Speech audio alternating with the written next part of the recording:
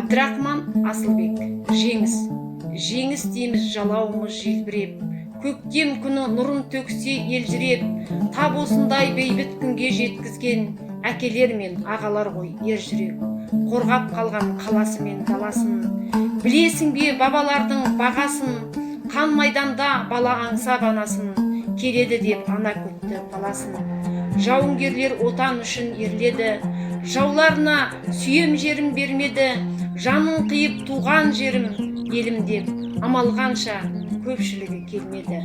Боздақтардың ұрпақтары өрістеп, болашақтың бақытымен бөліспек, өткен күннің өшпейтұғын белгісі өсіп жатыр жеңіс гүлдер жеңіспен.